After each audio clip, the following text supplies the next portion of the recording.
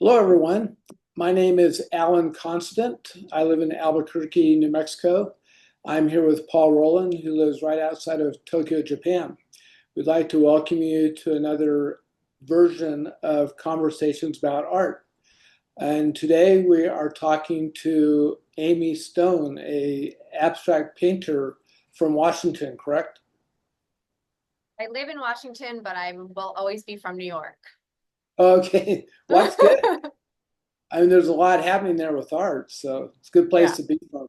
So we'd like to start off by asking you, Amy, how you got involved in art and whatever education you've had concerning your art. Yeah, so I've been doing art basically my entire life. My grandfather was a very good artist. He painted and drew, and so he would always draw copies of Sesame Street characters from my bedroom growing up and like March of the Wooden Soldiers stuff, which I actually recently found, or not recently, but I guess within the last 10 years, and I hung them in my kids' bedroom too. But anyway, at around six, my mom signed me up for painting lessons, and I will never forget. Her name was Mrs. Rostan, and she gave painting lessons in her basement. I started painting then and would paint with my grandfather on the weekends. And it kind of took off from there. I did art on and off all throughout my life in various ways, whether it was painting or drawing. I focused on pastels for many years. Photography, leading into college is that's what I went to college to study. And then I had a really bad professor who absolutely unmotivated me, but we were also kind of in that transition phase of going to digital.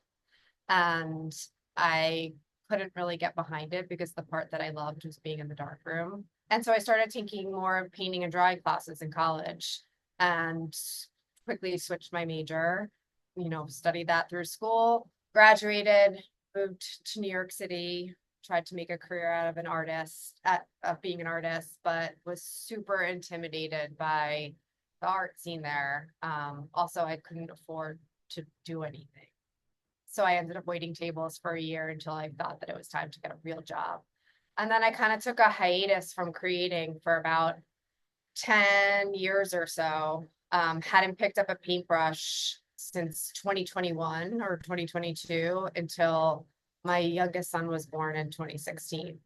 And so I was drawing on and off, working mainly in pastels from like 2012 maybe to 2016. But like I said, hadn't picked up a paintbrush in many, many years until I went to an artist's studio to pick up a piece that I bought from her. And my son was crawling around on the studio floor and she's showing me all around and what she's working on and where she's showing art and blah, blah, blah. And I came home thinking to myself, I could do that. Why aren't I doing that? And I had a bunch of canvases that I had bought when we moved to Seattle, pulled out paints from college that I still had that weren't dried out and my brushes and put them down for a nap, started painting, and I kind of haven't looked back since then. And what was the college you went to? I went to University of Colorado, CU Boulder. I love Boulder so much. So I'm from New York originally and moved to Seattle with my family in 2014. And part of the reason why we pushed west was because I can't believe I ever left Colorado once I moved there. West Coast living is special. Okay, that sounds great. Well, let's take a look at your work right now. So this first piece is called Chasing the High. This one piece kind of exemplifies why I love your work so much, and it's the color palette. I mean, you seem to use a whole rainbow of colors. When I look at your work, I just think that your forte is color, working with color. Is that the way you see it, or do you see it differently? Yes, yes, for sure. Yes and no. Because I like to work with really bold colors, but I also really enjoy paring it down and working with minimal color, but in the right combination. And I feel like even going back to college, I think the one nice thing that my professors always said about me is that I had a flair or like an incredible eye for color. That was basically the only compliment they ever gave me. And so, yeah, I love color. I don't know if I see it differently than other people, or I don't know. It just, the way I lay down color really helps me feel like safe and comfortable. And so, if it's not in the right combinations and if it's not in the right layering and the right order, it gives me anxiety.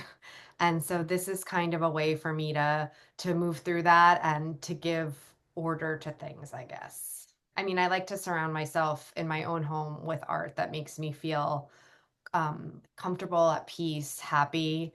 I know, a lot of artists like to move towards more political things and things that make you feel uncomfortable, but that's just not what I'm going for. And my hope is that my collectors and whoever views my work feels that same sense of like peace and joy.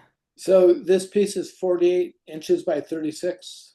Yep. Vertical and, chasing the high, kind of referring to the idea that, we're constantly trying to reach that feeling of euphoria, whether that's in a job aspect, like for me, for art, like I love when people find joy from my work, but I also love when people purchase it. I mean, like, let's be honest, I'm trying to make a career out of this. And so there's that high of, when you're constantly selling and people are constantly reacting and your art's making it into various shows and galleries are picking you up and you're really on top of that, on top of the world. But then there's also that like the ebbs and flows where you're on the lower end of things and you're not really jiving with anyone and your work's not selling and it's that sales, but it's also life. And so it just kind of like that double entendre of chasing the high, whether it's in art, life, whatever. This particular piece, I started with just pastel underneath the paint. And so you can see like the line work on the bottom right. So this whole piece started with line work like that underneath and then started building the paint on top of it. And the way that I like to use pastels a lot in paintings is kind of like watercolor. Like I'll draw it on and then I'll spread the color just using a paintbrush and water.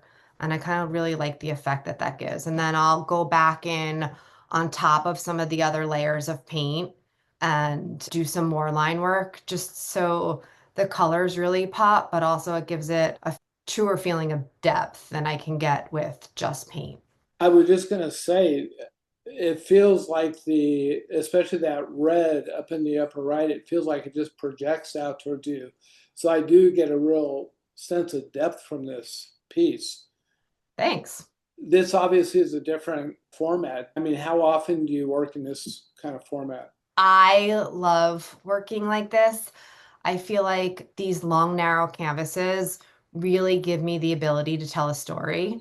And a lot of my work has those like the abstracted female form in there. And I can especially tell their story on this type of canvas. So this piece is called Chronological Order and kind of playing on the idea of coming into yourself, where we start as humans and how we evolve and how we kind of go back to where we came from. And yeah, I mean, I never quite complete the form of the female. It's kind of there for the viewer to figure out on their own. I mean, I know what I see, but I don't know what other people see. I've always been drawn to the idea of perception and how we all perceive things differently. And I am sure that what I intend for people to see is not necessarily what they do see. And that's kind of the cool thing about abstract art. So when you started this piece, did you have an idea that you wanted to create figures and you just start working with that? Yeah, my work is really intuitive. And so I generally just start a piece and everything takes over. Something inside of me takes over. This piece actually started really bright in the background. You can see some of the green still popping through and some of like the hot pink on the bottom. And so it ended up with a much more muted feel to it, these like subtle pops of color. Like I said, a lot of my work tends to move towards these figures, and I think that that's because I just take a look at what's laid on the canvas already and outline what I see.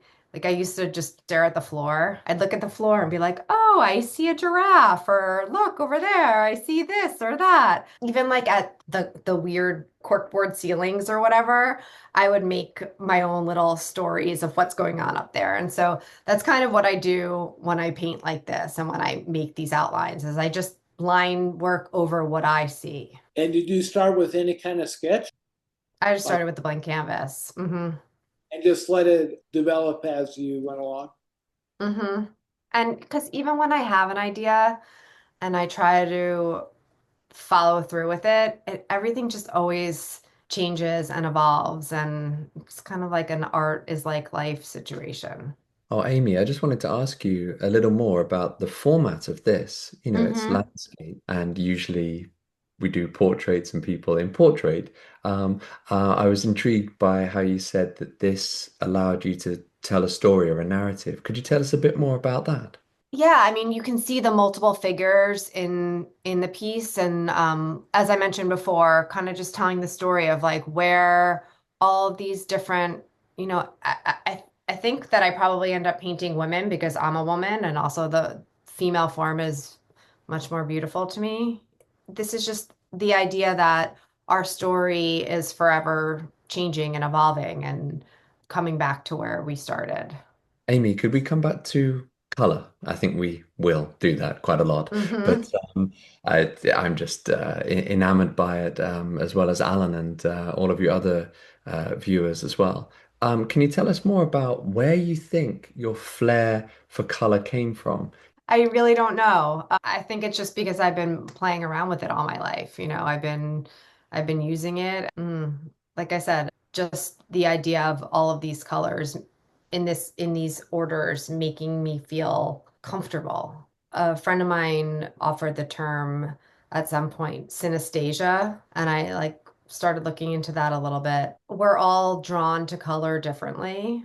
I guess that the way that I use color is just my way of being drawn to it. What the funny thing is I'm not a girly girl. I was never into pink and purple at all growing up. I was a super tomboy.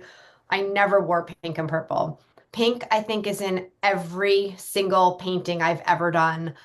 I love it so much now. I mean, I don't think I would ever wear it, but it works so well with so many other colors and is so like soft and peaceful, but can also like pack a punch, balances other colors out so well. I love working with it. This particular piece definitely inspired by my kids from a group of work that I did called Inspired By, which was all inspired by things I've done with my kids and childhood memories too. And so this one's called Everything is Awesome. And it was done back when all we listened to in the car, at home, anywhere we went was Everything is Awesome from the Lego movie. It was kind of in the middle of COVID, but like towards the end of it. And so it came kind of in a pair with a piece called Everything's Not Awesome, which I think might be with the next slide. And so you can see here that I'm using color in a different way, and I'm using the negative space in the canvas more than I have in some of these other pieces that we've talked about, and how color can really impact the way we feel because that other piece was so bright and bold and really felt awesome.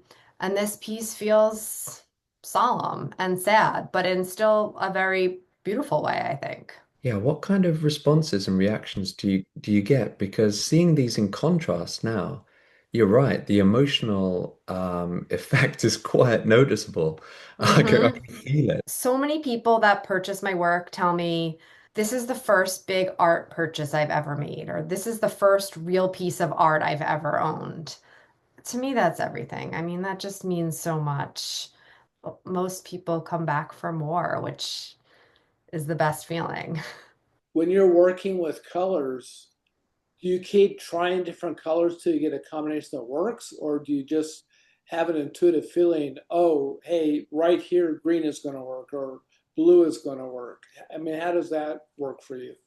I think both, and I think that I do my best work where the intuitive portion of it takes over, where I'm not thinking, I'm just moving and and reacting to what I see and what I feel.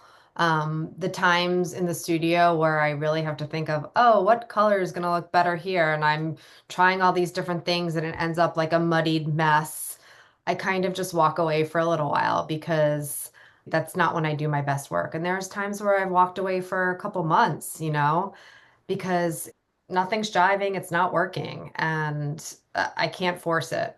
And so I focus on other things, like maybe working small, like doing small gestural pieces, or not even doing art for a little while. I don't know, doing some social media work or hanging with my kids more. But yeah, it is both. And like I said, I do think that when I'm not thinking about it and I'm just letting it happen, that's when I do my best work. I think most of the pieces we're looking at today are rather large pieces. Is Hmm. that main format of working? Because you just mentioned sometimes you'll do smaller pieces to kind of get out of a rut. And so I love working big, but I also love working small. I just released a series of gestural pieces on black paper. Yeah, I just love working in all shapes and sizes. And then I get bored and I go back for more. I mean, I have a huge, probably 10-foot by 9, maybe even more than that, 12-foot by 9-foot canvas hanging on my studio wall right now. How far along are you with it? I just started. There's a canvas on the floor, but then there's one hanging. So here I did some outline work. This piece will not end up looking anything like what these lines are. Are you going to post that on Instagram when you're done? Yeah. Amy, we can talk about color forever, and it's just absolutely fascinating. But maybe this one gives us a chance to talk a bit more about line and gesture.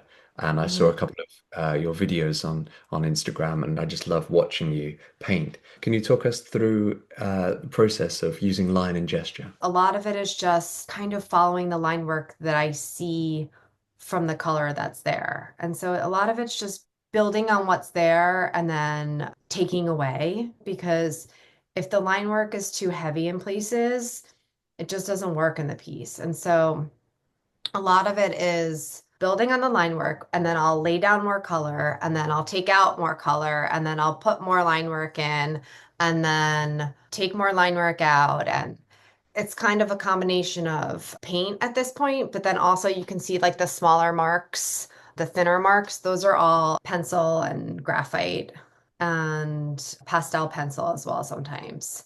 This particular piece, Guest Room, I was listening to a song by Heather Maloney called Guest Room, and just thinking about the fact that we're all kind of just guests in this world, and in these bodies. That's what this piece is referring to, how I'm just taking up space right here, right now, but that space is forever changing and not forever.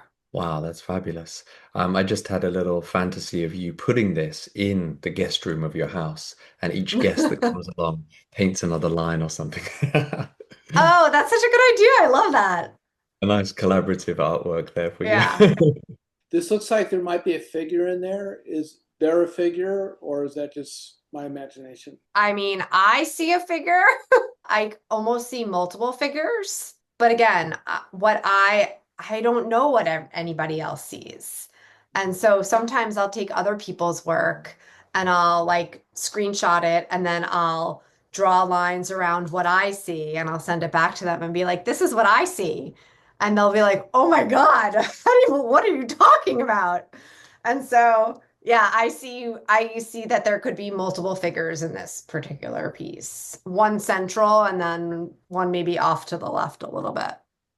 Yeah, I said earlier that for me, your strength is color. And Paul mentioned that this is more quieter compared to your more colorful pieces.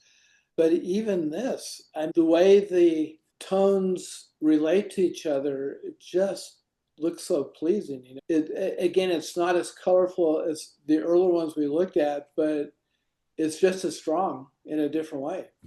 Thank you. I think that these pieces are almost a little more challenging for me because it's easier to slop color down and make vibrant colors look a little nicer and more joyful. And these are, it's harder to use a muted palette, but then also strike a balance of some sort of color in there and like that push pull of dark light.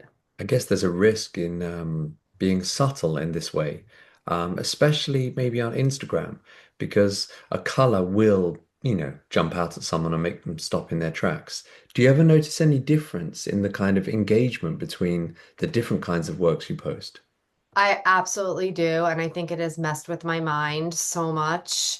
I often step away from Instagram for periods of time because of that. Unfortunately, Instagram is where I find most of my buyers, people that I've become friendly with that are other artists. And so I like being on there for all of that, but it definitely screws with your mind. And when your engagement is down, that's like another example of chasing the high of the ebbs and flows.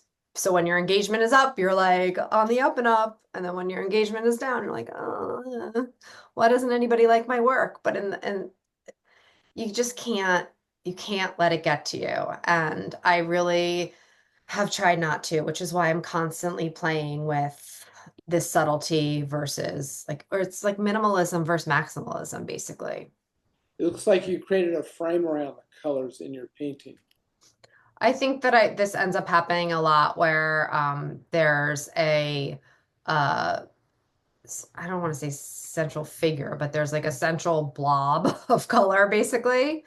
And then the rest is just background, but it's background without being flat. I love doing this because it's such a challenge creating this depth of this surrounding muted area and also this like central colored area without the eye staying focused in the middle because you want to you obviously want to move around every piece.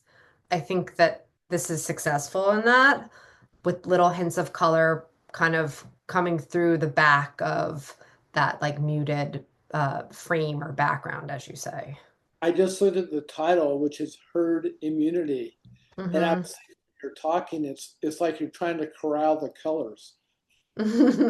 Well, it's kind of a play on words in a sense. This is from the part of COVID where we were all starting to get vaccinated and we were trying to create this herd immunity, so to say. And it was a really interesting time for all of us. We were all in such different, you know, parts of life and it affected us all so uniquely and so deeply. Yeah, I was just waiting for that time to pass. But also, I miss it. You know, I miss being locked down with my family and not having to go out and do all the hustle and bustle of everything, having time to really focus on my work 100%, but then also focus on my family 100%. I'm just really, really drawn to the background colors in this one.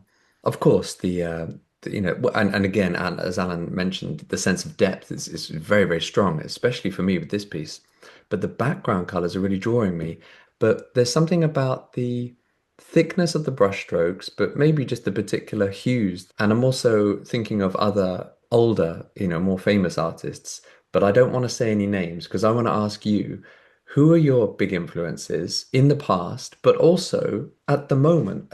I'm always interested in learning about new artists I don't know about.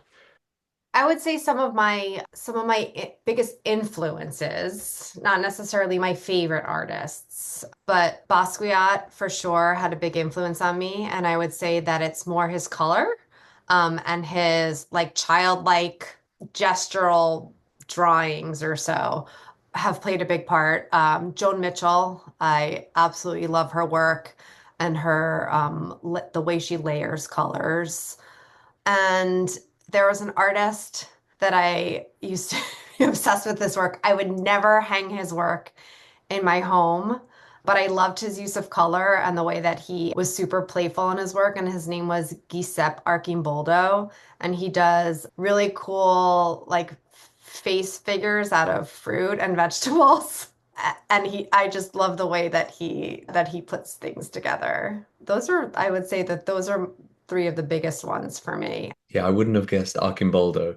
I know what you mean exactly. I would never put one in my house. They kind of freak me out a little bit.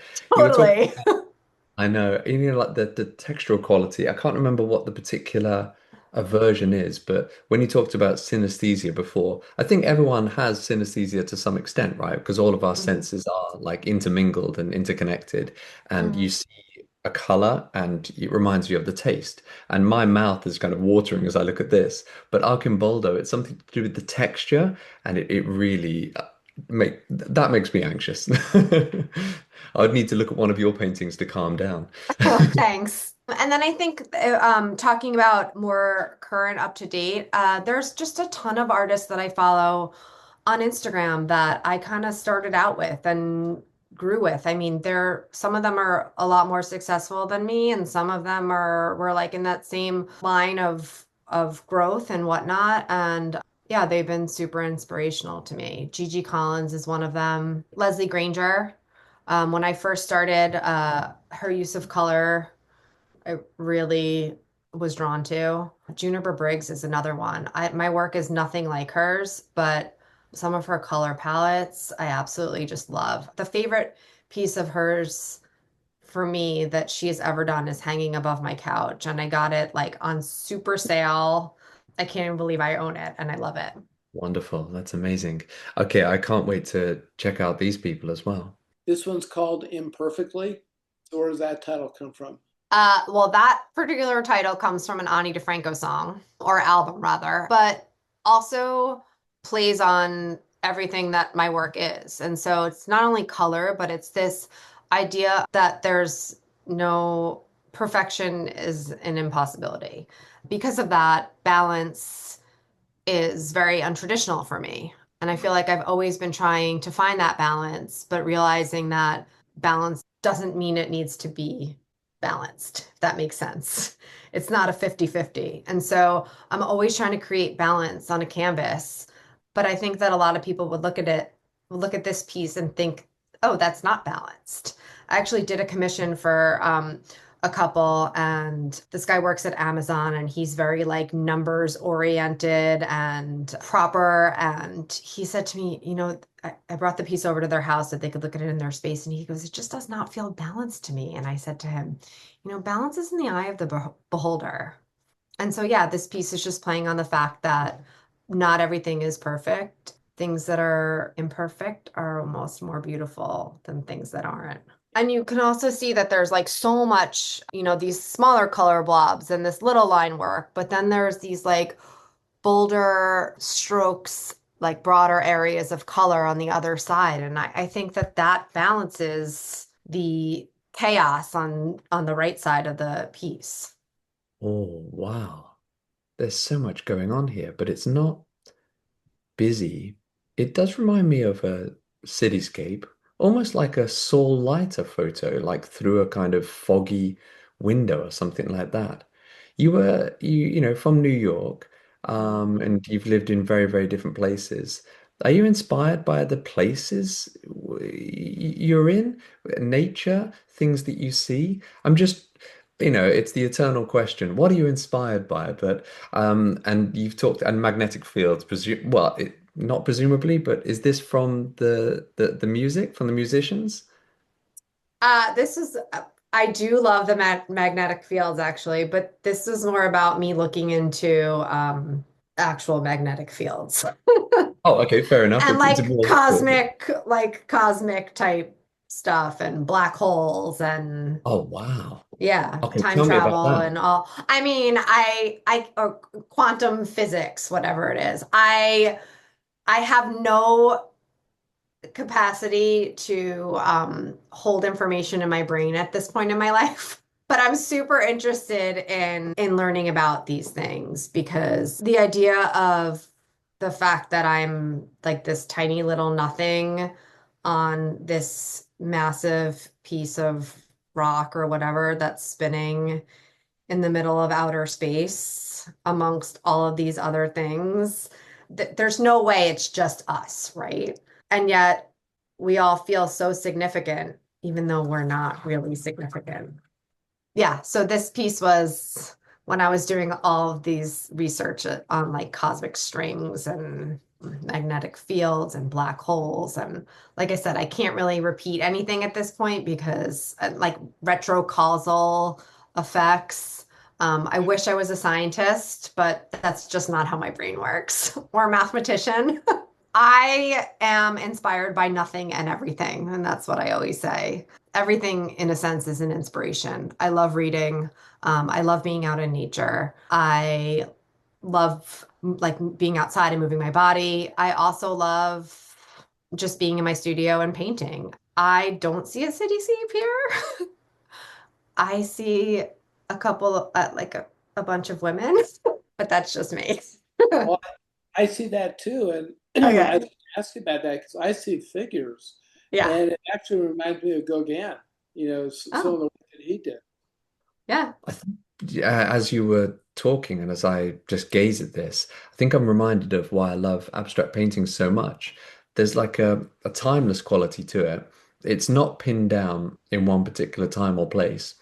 I love the cosmic sense that you give, but that you also describe.